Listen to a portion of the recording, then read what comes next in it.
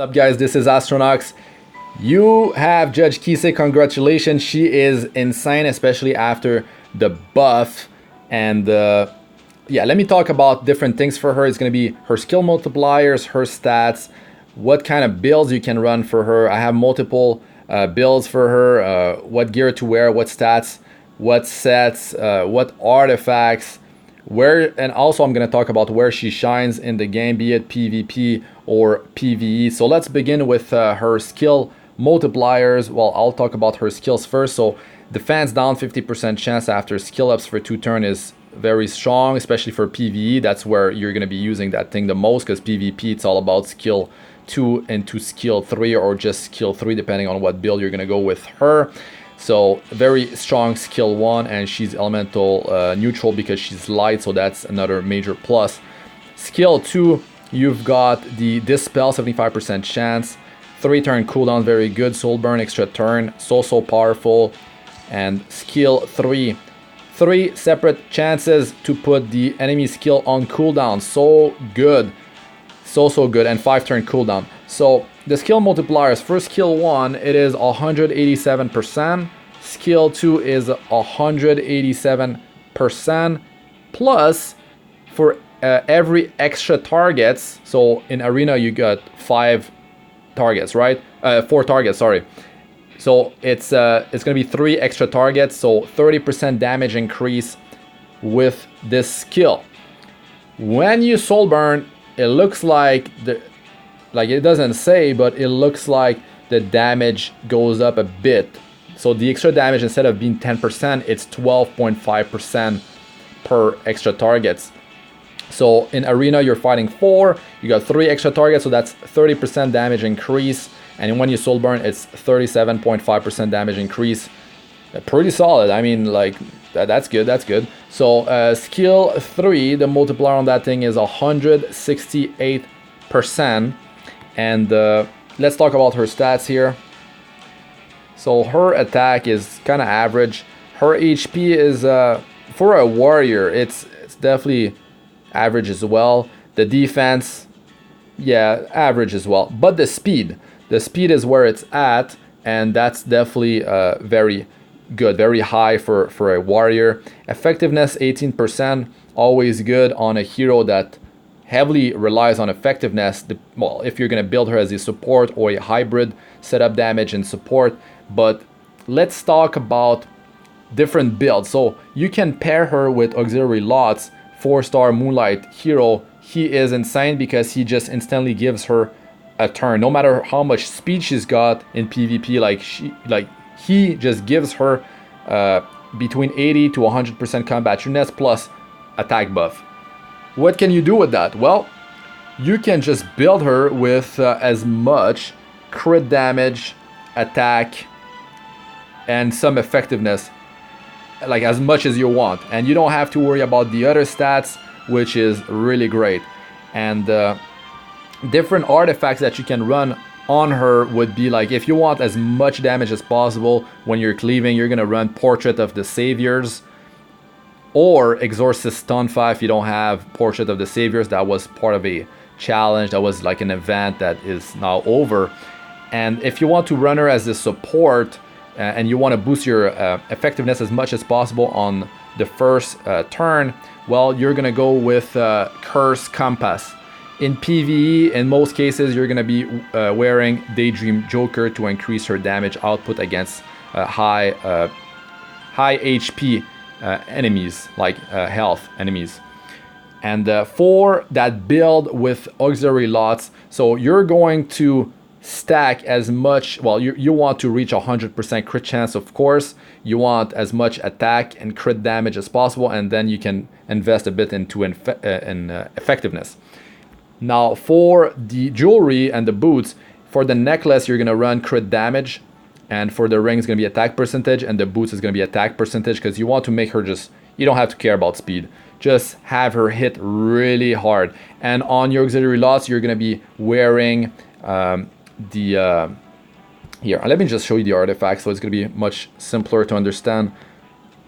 So Portrait of the Saviors, here we go. 20% damage increase when the enemy's health is more than 50%. That is for like the ultimate burst. You're gonna wear that. Now for if you don't have it, you just go ahead and you wear Exorcist Tonfa. It's gonna be 16% damage increase when the enemy's HP is above 50%.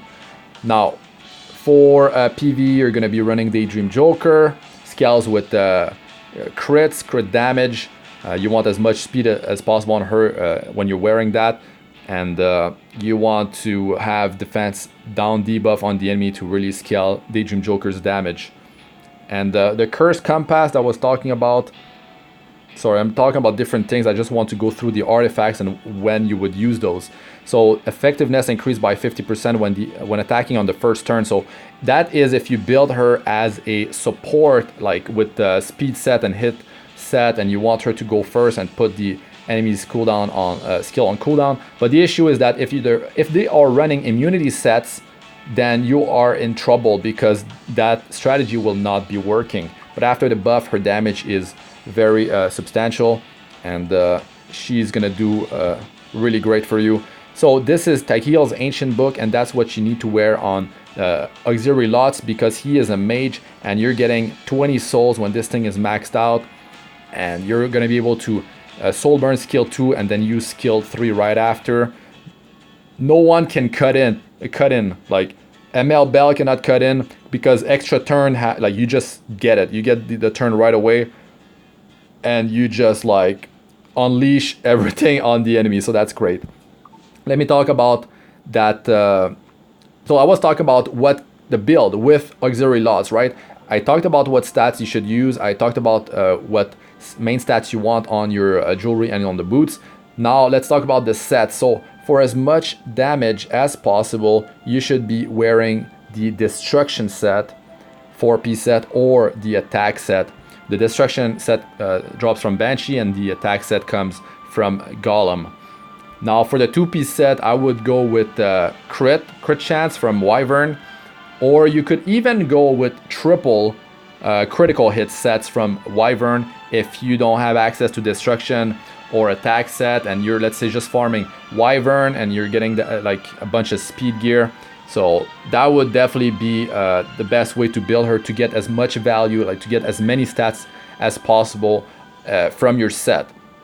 You could just wear broken sets, like you don't have to worry about set bonus, and just go for as much attack, crit damage, and of course 100% crit chance. And I mean, effectiveness would come later maybe. So that's a build, and it's definitely gonna hurt a lot because it's that soul burn, you're getting that extra turn, then boom, drop that on their face. And the second build that I want to talk about is, yeah, the second build is gonna be a turn 1 support. So she's going first and she's dropping that on the enemy. Or the third build would be if you're using a team combat readiness booster, and you need to actually get her a decent amount of speed so she can actually follow like the rest of your team. Yeah, I'll talk about that in a minute, but let's talk about the turn 1 support build. That I mean, you would be wearing the Cursed Compass artifact, and you would open up with skill 3. And the way you would build her, I mean, if you do build her with damage, it's not going to be that much really. The priority for that setup is you could run critical hit chance on your necklace, effectiveness on your ring, and speed on your boots. But I would recommend running HP percentage or defense percentage on your necklace, effectiveness on the ring, and speed on the boots, because you want some survival, and her damage is not going to be really high. It's going to be more of a support role. And for the gear, I would say that top priority is of course speed, because like you need to go first. Effectiveness, of course, need as much as possible to counter the enemy's effect resistance, and you would like a bunch of HP and defense on your gear. Well, health percentage and defense percentage, of course, not flat rolls, because that's really crappy. And for the set, you would go speed set plus hit set, or actually the best would be speed set and immunity set, in case you are actually not going first. If you're losing your turn and you do have the survival to survive whatever they're throwing at you, and you can cut in. Maybe you have an Idol's Cheer on your Soul Weaver on your team, or maybe you got 2 Soul Weaver, I don't know. Maybe she's part of your defense, and the way you build her on defense would be to actually have some survival on her. So yeah, and you would run immunity set. That would be better, or yeah, hit set, and last resort at least HP set or defense set if you want some stats. Now for the last build that I want to talk about is you have combat readiness booster or boosters on your team. You need some speed for her to follow. I mean, if you're running 2 combat readiness boosters, you might be able to go with attack percentage boosts actually. But let's talk about 1 combat readiness booster setup, be it a Judith, whatever, really. And the way you go is crit damage necklace, attack percentage ring, and speed boots. And for stats, you go 100% crit chance.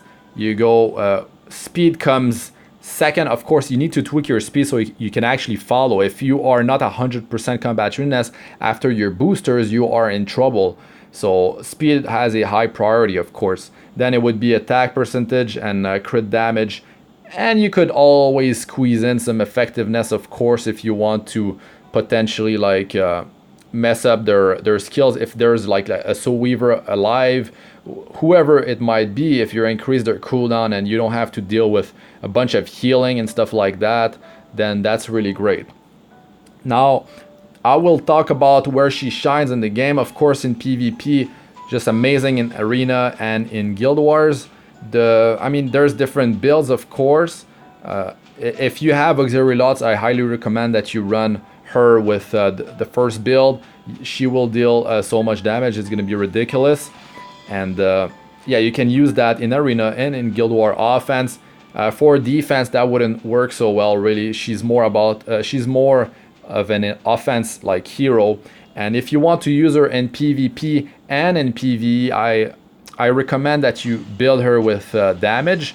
If you will be using her in PvE, it's better to run speed boots. Of course, speed boots is always the better main stat on your boots if you want to increase your damage or your support so they can cycle through their skills. In like most cases, it's usually speed boots that you want to go for. Let me just showcase her skills real quick here. And so in PvE, in the Abyss, she can really do great for you with Daydream Joker because the enemy has a lot of HP. And yeah, with her skill set, it's going to be really good. So if you use her, because you can use her in Asymmetric Hunt, she will need some survival though. You can't just bring her in there with like super squishy stats. Even if you bring her in Raid and Labyrinth, like you're gonna need some survival. Well, Raid, Labyrinth is easy, but in Raids, yeah. So you might have to change some gear around or like try to find a middle ground so she can be used in PvE and in PvP.